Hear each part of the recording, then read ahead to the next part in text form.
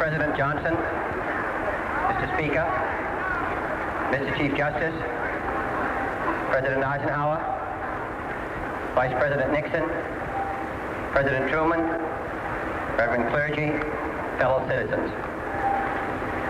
We observe today not a victory of party, but a celebration of freedom, symbolizing an end as well as a beginning, signifying renewal as well as change. For I have sworn before you and Almighty God the same solemn oath our forebears prescribed nearly a century and 3/4 ago. The world is very different now, for man holds in his mortal hands the power to abolish all forms of human poverty and all forms of human life. And yet the same revolutionary beliefs for which our forebears fought are still at issue around the globe. The belief that the rights of man come not from the generosity of the state, but from the hand of God. We dare not forget today that we are the heirs of that first revolution. Let the word go forth from this time and place to friend and foe alike that the torch has been passed to a new generation of Americans born in this century, tempered by war, disciplined by a hard and bitter peace, proud of our ancient heritage, and unwilling to witness or permit the slow undoing of those human rights to which this nation has always been committed and to which we are committed today at home and around the world.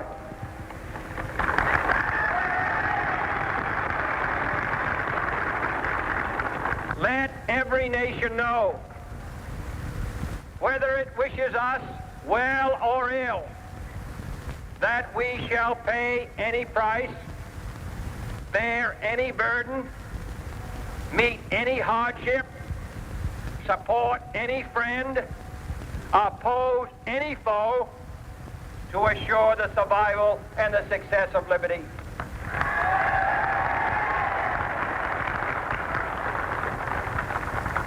This much we pledge and more. To those old allies whose cultural and spiritual origins we share, we pledge the loyalty of faithful friends. United, there is little we cannot do in a host of cooperative ventures. Divided, there is little we can do, for we dare not meet a powerful challenge at odds and split asunder.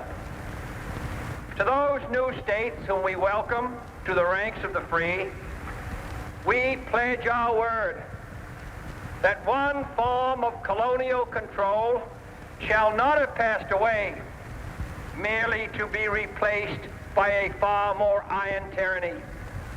We shall not always expect to find them supporting our view, but we shall always hope to find them strongly supporting their own freedom. And to remember that in the past, those who foolishly sought power by riding the back of the tiger ended up inside.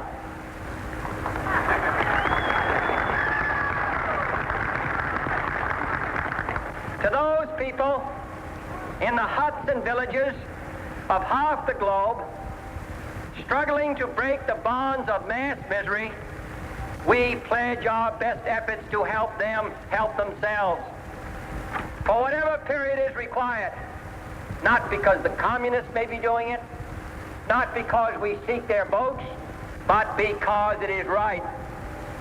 If a free society cannot help the many who are poor, it cannot save the few who are rich.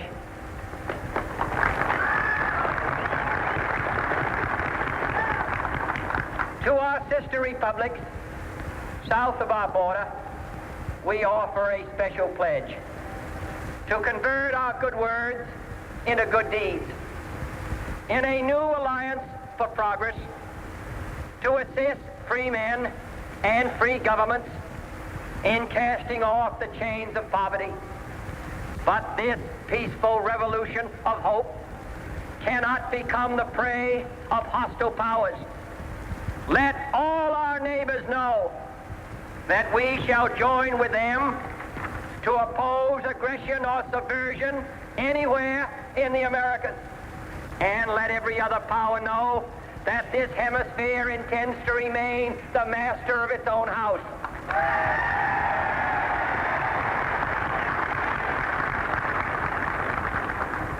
To that world assembly of sovereign states, the United Nations, our last best hope, in an age where the instruments of war have far outpaced the instruments of peace, we renew our pledge of support to prevent it from becoming merely a forum for invective, to strengthen its shield of the new and the weak, and to enlarge the area in which its writ may run.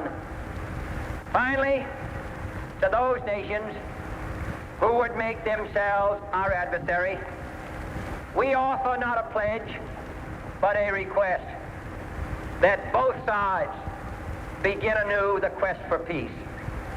Before the dark powers of destruction, unleashed by science, engulf all humanity in planned or accidental self-destruction, we dare not tempt them with weakness, for only when our arms are sufficient beyond doubt can we be certain beyond doubt that they will never be employed.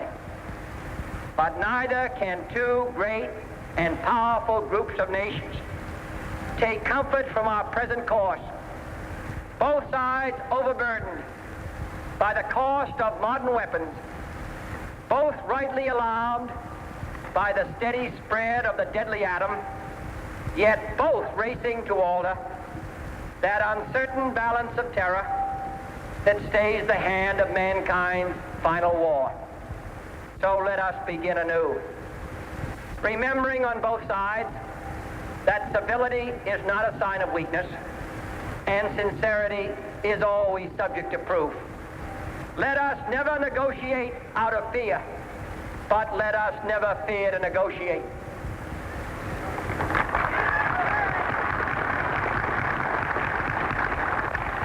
Let both sides explore what problems unite us, instead of belaboring those problems which divide us.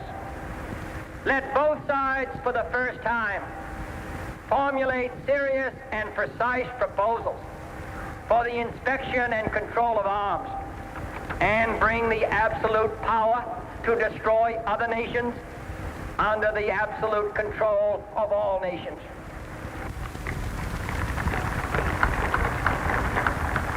Let both sides seek to invoke the wonders of science instead of its terrors.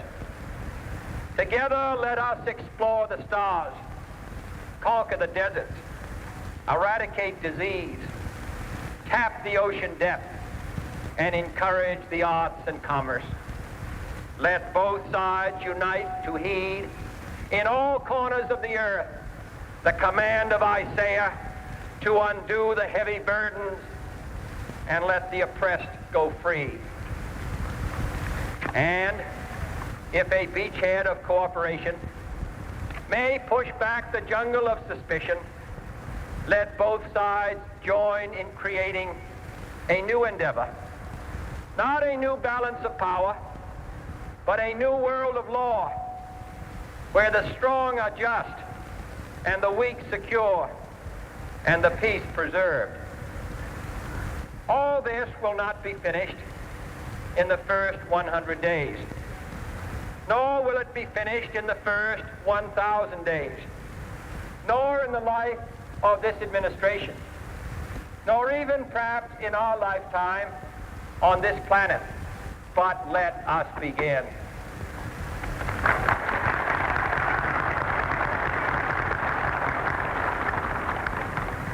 In your hands, my fellow citizens, more than mine, will rest the final success or failure of our course. Since this country was founded, each generation of Americans has been summoned to give testimony to its national loyalty. The graves of young Americans who answered the call to service surround the globe. Now the trumpet summons us again, not as a call to bear arms, though arms we need, not as a call to battle, though in battle we are, but a call to bear the burden of a long twilight struggle, year in and year out, rejoicing in hope, patient in tribulation, a struggle against the common enemies of man, tyranny, poverty, disease, and war itself. Can we forge against these enemies a grand and global alliance, north and south, east and west, that can assure a more fruitful life for all mankind? Will you join in that historic effort?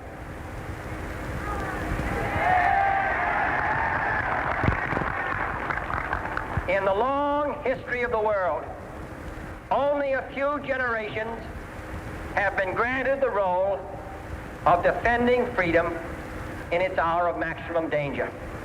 I do not shrink from this responsibility. I welcome it.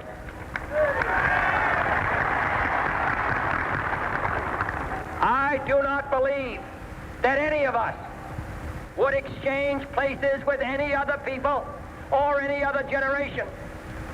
The energy, the faith, the devotion which we bring to this endeavor will light our country and all who serve it. And the glow from that fire can truly light the world. And so, my fellow Americans, ask not what your country can do for you.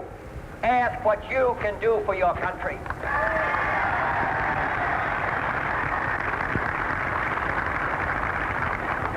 My fellow citizens of the world, ask not what America will do for you, but what together we can do for the freedom of man.